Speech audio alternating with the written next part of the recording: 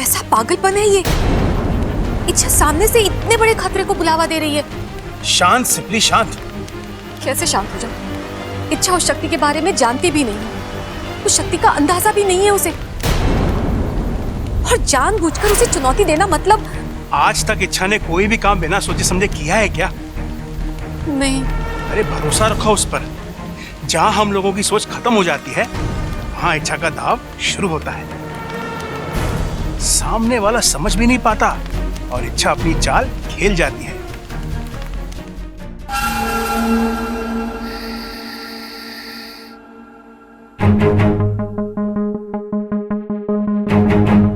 भाई रास्ता साफ है, छोटा जहाज भी कहीं दिखाई ना दे रहा है। चलो। कहाँ जा रहे हो? अरे टाइटैनिक चल, बीच में सर भाई को अंदर जाना, चल। अंदर जाना मना है। अरे अपू बेटा तू देख ना राके, भाई ने हेलमेट पहन रखा है, अब ना भाभी भाई का चेहरा देख पाएंगी ना भाई भाभी का। चल हट बीच में से। अरे लेकिन पापा की आंखें तो खुली है ना। अरे बस इतनी सी बात, भाई की आंखों में पट्टी बांध देंगे हम। आंखों पे पट्टी बांध के पापा मम्मी की मेहंदी कैसे देखेंगे? हंडी? अरे अपू हंडी देखनी होती तो यहाँ क्यों आता, रसोई में जाता ना। अरे भाई घर की हंडियों में किसको इंटरेस्ट है? आपको अच्छी अच्छी हंडियां देखनी है तो मार्केट में नए नए डिजाइन की हंडियां आई हैं, चलो। अरे पापा मैं हंडी की नहीं मेहंदी की बात कर रहा हूँ। आंखों पे पट्टी बांध के आप मम्मी की मेहंदी कैसे देखेंगे? जवाब दे भाई, ये बात तो मैंने सोची ना। ओ भाई आप एक काम करो, आप भाभी के कमरे में ना गर्दन झुका के चले जाओ, भाभी की मेहंदी देखकर वापस चले आना। चने खाना? अरे चने खाने का समय ना है अभी तो मुझे सिर्फ ममता की मेहंदी देखनी है। अरे चने खाने को ना कह रहा हूं मैं कह रहा हूं वापस चले आना। चलो अभी अंदर। नहीं, मैंने कहा ना नहीं मतलब नहीं। दादी ने पापा को मम्मी के बचाने से मना किया ना। अरे टाइटैनिक तू समझ ना रहा है, दादी ने कहा है चेहरा देखने से पति पत्नी के बीच में दीवार खड़ी हो जाती है, हाथ देखने से कुछ ना होवे। चलो भाई। और अगर हो गया तो?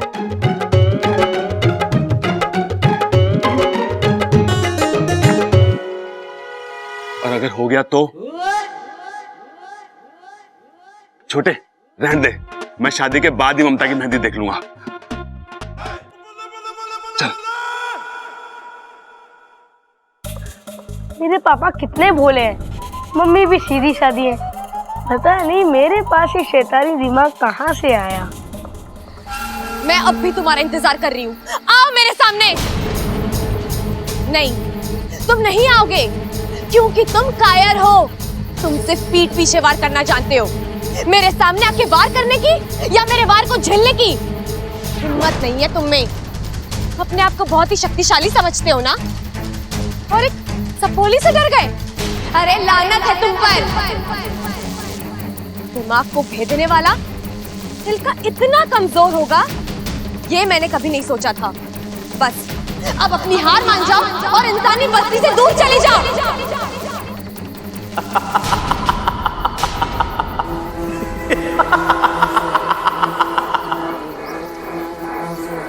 जो हार जाए वो बुद्धिराज नहीं। कौन हो तुम और क्या चाहते हो मुझसे? तुम्हारा विनाश।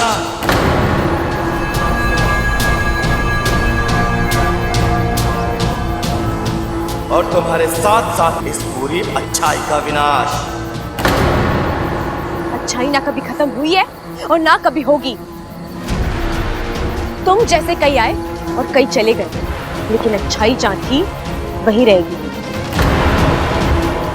उसी के दम पर ये दुनिया कायम है और इतिहास गवाह है कि जब जब किसी बुद्धिराज ने पृथ्वी पर जन्म लिया है, इसे खत्म करने के लिए एक इच्छा पैदा हुई है। लेकिन आज इतिहास बदलेगा, आज बुराई जीतेगी, आज बुद्धिराज जीतेगा। मैं नहीं जानती तुम्हारी मुझसे क्या दुश्मनी है, लेकिन जो जो अच्छाई का दुश्मन है वो इंसानियत का दुश्मन है, और वो मेरा भी दुश्मन है। आओ तो फिर देखते हैं किसमें कितनी ताकत है। अपनी जितनी शक्ति आजमानी आजमा लो। मैं यहाँ तुम्हारे सामने कवच की तरह खड़ी रहूंगी और तुम मुझे भेद कर नहीं जा सकते।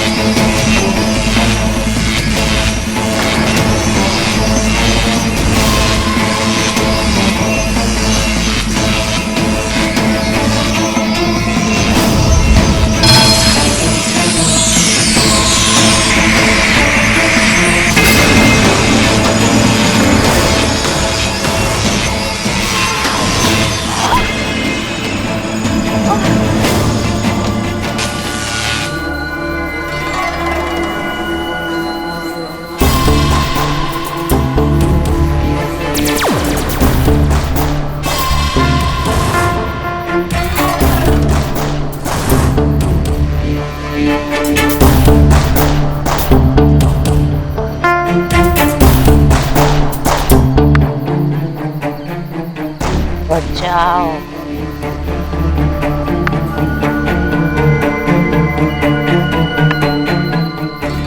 उठो।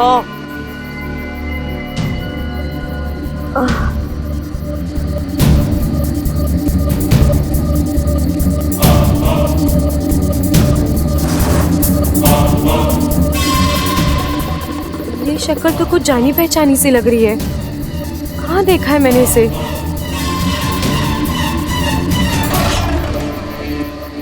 क्या सोच रही हो इच्छा? हाँ? यहाँ से भागने का रास्ता ढूंढ रही हो? हाँ? ये मत भूलो, मैं विशेलगढ़ से आई हूँ। से बचना नामुमकिन है। मुझे छेड़कर तुमने बहुत बड़ी गलती की है। अब इसका अंजाम तो तुम्हें भुगतना ही होगा। मैंने किसी को नहीं छेड़ा है। मैं सिर्फ मेरे घर को, मेरे अपनों को और मेरे नागिस्तान को बचाने की कोशिश कर रही हूँ। नहीं बचा पाओगे उन्हें।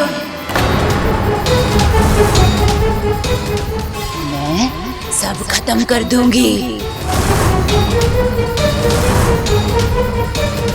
मेरी ताकत तो तुम देख ही चुकी हो। एक ही बार में तुम्हें धूल चटाती। अरे तुम्हारी तो कोई औकात ही नहीं है मेरे सामने। तुम क्यों कर रही हो ये सब? नागिस्तान ने क्या बिगाड़ा है तुम्हारा? नागिस्तान, नफरत है मुझे नागिस्तान से, वहां के नागों से। नागिस्तान के नाग प्रजाति पर कलंक है। एक और, हम पूरी दुनिया पर दहशत फैलाना चाहते हैं, राज करना चाहते हैं, और तुम? दुनिया को दहशत से नहीं, प्यार से जीता जाता है। बंद करो अपनी ये बकवास। अगर मैं चाहूं तो तुम दोनों को अभी इसी वक्त नागोमी देव के पास पहुंचा सकती हूँ, लेकिन मैं ऐसा करूंगी नहीं इच्छा। सबसे पहले मैं उन्हें मारूंगी जिन्हें तुम इतनी जान से ज्यादा प्यार करती हो। वो पहलवान परिवार। नहीं, तुम कुछ नहीं करोगी उस परिवार को। करूंगी। उस परिवार की एक एक सदस्य की आरती उठवाऊंगी। बस बहुत बोल चुके तुम। जब तक मैं जिंदा हूँ तुम उस परिवार का कुछ नहीं बिगाड़ सकती। अच्छा, चलो देखते हैं। अब से 24 घंटों में बुद्धिराज उस परिवार के एक एक सदस्य के दिमाग पर वार करेगा, उन्हें कमजोर कर देगा, पागल कर देगा उन सबको, और फिर मैं उन्हें खत्म कर दूंगी। ऐसा कुछ नहीं होगा। मैं तुम्हें तुम्हारे इन मंसूबों में कभी कामयाब नहीं होने दूंगी। अगर इस लड़ाई में किसी की हाथ होगी तो वो तुम्हारी होगी। मुझे भी देखना है कि तुम उस परिवार को कैसे बचाती हो। जाओ जाओ इच्छा।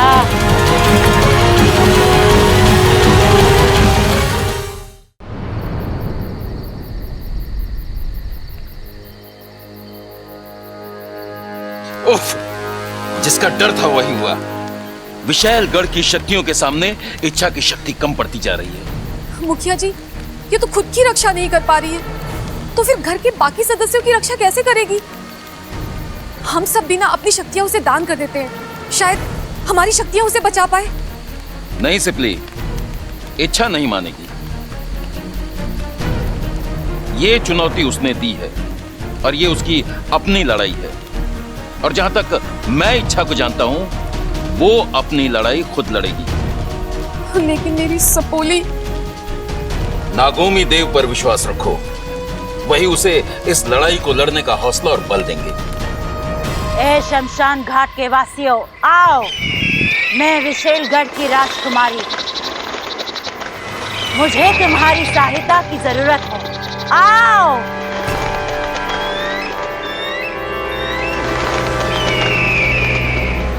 अभी इसी वक्त विशेलगढ़ जाओ, मेरा एक संदेशा पहुंचाओ। हम बहुत जल्द नागिस्तान पर हमला करने वाले हैं। वहां के एक एक नाग को कुचलकर नागिस्तान की हस्ती मिटानी है। सबसे कह दो अपनी शक्तियों के साथ तैयार रहे। हमें नागिस्तान में विशेलगढ़ का निर्माण करना है। जाओ जाओ। विशैली, ये कौन सा खेल खेल रही हो तुम? अच्छी खासी वो इच्छा हमारे हाथ आई थी, उसे तो उसी वक्त मार देना चाहिए था। मुझे छोटी छोटी खुशियां बटोरने का कोई शौक नहीं है। मैं नागिस्तान पर हमला करूंगी और जीत का जश्न मनाऊंगी। लेकिन इच्छा के साथ तुम्हारी चुनौती, उसका क्या उद्देश्य है? अगर मैं इच्छा के गले पर तलवार भी रख दूं, तब भी वो मुझे नागिस्तान का पता नहीं बताएगी। लेकिन जब ये पूरा पहलवान परिवार पागल होगा, तब मैं तलवार की नोक उनकी गर्दन पर रख के इच्छा को मजबूर करूंगी कि वो मुझे नागिस्तान का पता बताए। और फिर होगा आक्रमण, नागिस्तान पर विशेलगढ़ का आक्रमण। वाह, कमाल की योजना है विशैली। और शुरुआत तुम्हें करनी है। 24 घंटे हैं तुम्हारे पास। पहलवान परिवार के एक एक सदस्य को पागल कर दो। अब फिर हो और मेरा पहला शिकार होगा वो बबल। नहीं, बब्बल नहीं, कोई और शिकार ढूंढो। और जब तक मैं ना कहूं बब्बल पर हमला मत करना, समझे?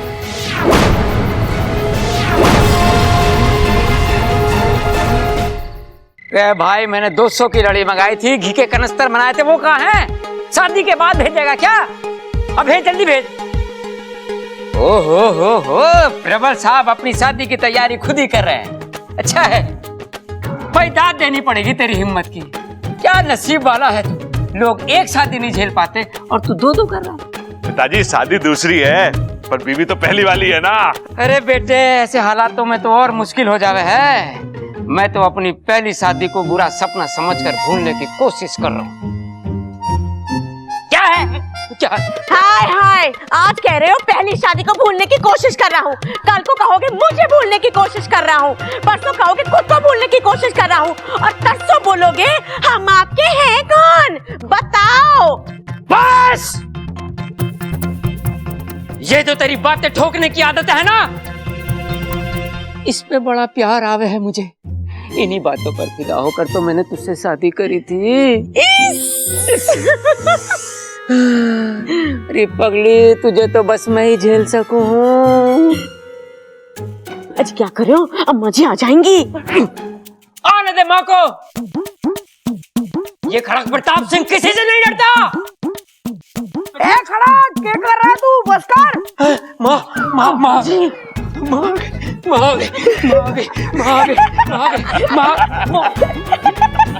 चुप रहो। तुम लोग हंस क्यों रहे हो?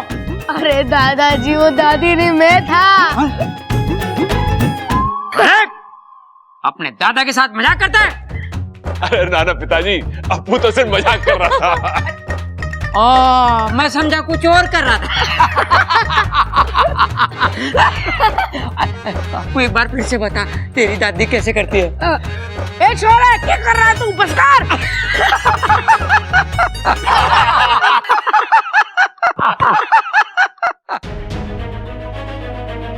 कितना हंसता खेलता प्यारा घर है, कितने खुश हैं सब लोग।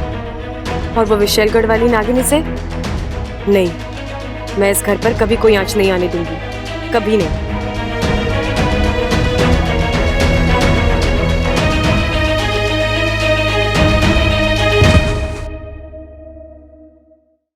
साथिया साथिया मेरे साथिया।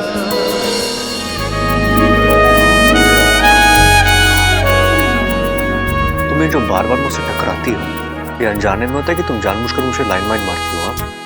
यही सवाल मैं भी आपसे पूछ सकती हूँ बब्बल जी। तो पूछो ना, मेरा जवाब तैयार है।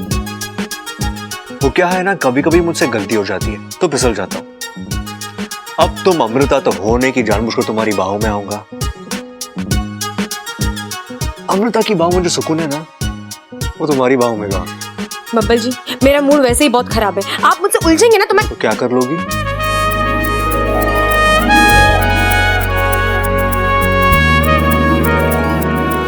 आपको डस लूंगी। नागिन हो क्या? हाँ, जहरीली नागिन हूँ। मुझ पर जहर नहीं, सिर्फ प्यार काम करता है। वैसे तुमने अमृता को कहीं देखा है? क्यों, आपकी जेब में नहीं है क्या? और रखने का इरादा भी नहीं है। वो क्या है ना, भगवान ने इतना बड़ा दिल दिया है तो सोच जहाँ रखना है रखिए, मेरी बला से मुझे कोई फर्क नहीं पड़ता। अरे अमृता, तुम कहाँ थी? तुमने तो कहा तुम्हें कोई फर्क नहीं पड़ता, झूठी।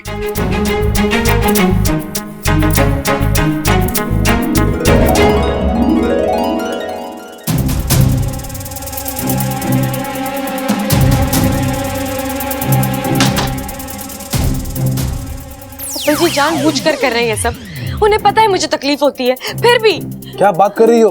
बब्बल को तुम्हारी तकलीफ के बारे में पता चल गया? तुमने उससे बुद्धिराज के बारे में तो नहीं बताया? अरे वाकू, मैं इस तकलीफ की बात नहीं कर रही हूँ। फिर और कौन सी तकलीफ है तुम्हें? छोड़ वो सब, फिलहाल हम ये सोचते हैं कि हमें उस विशैलगढ़ की नागिन और बुद्धिराज से कैसे निपटना है। ये चुनौती आसान नहीं है इच्छा। मैं जानती हूँ, हम जिससे लड़ रहे हैं वो एक भंवरा है, एक ऐसी शक्ति जिसकी किसी भी चाल का हमें कोई अंदाजा नहीं है। सालों पहले मुखिया जी ने मुझे एक धूमकेतु की कहानी सुनाई थी, जो कभी भी कहीं से भी प्रकट हो सकता है। ये बुद्धिराज भी उसी धूमकेतु की तरह, जो अचानक भन्नाता हुआ आएगा और किसी के भी दिमाग को भेद देगा। कैसे रोकोगी इसे तुम? मैं शक्ति को रोक पाऊं या ना पाऊं, लेकिन इस घर के लोगों को खतरे से आगाह तो कर सकती हूँ ना। और मैं ये सोच रही हूँ कि मैं इनको बोलूंगी क्या।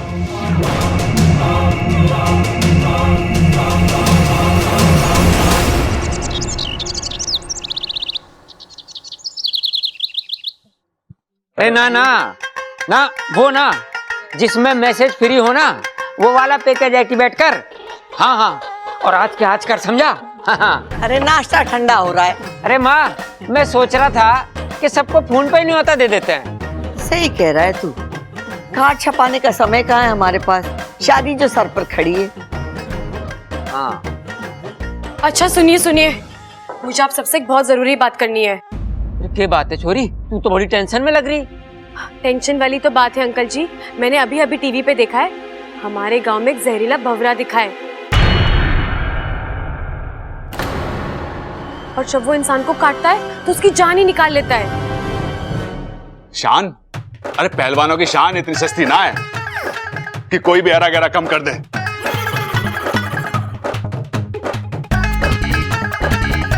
प्रबल भैया, मैं शान की नहीं, जान की बात कर रही हूँ। ए छोरी, वो भंवरे के काटने का कोई इलाज विलाज बताया उन्होंने? हाँ दादी, एक दवाई है जिसे छिड़कने से भंवरा भाग जाता है। तो ठीक है माँ, मैं दवाई लेके आता हूँ। वैसे तो उस भोरे के लिए खड़क प्रताप सिंह का थप्पड़ ही काफी है, लेकिन अगर दवाई भी साथ में हो तो ठीक है। किसी को कहीं भी जाने की जरूरत नहीं है, मैं दवाई ले आई हूँ। जब भी किसी को भंवरे की आवाज सुनाई दे, फौरन मुझे बुला लेना, मैं सब ठीक कर दूंगी, ठीक है? कितनी प्यारी छोरी, सबका कितना ख्याल रखती है।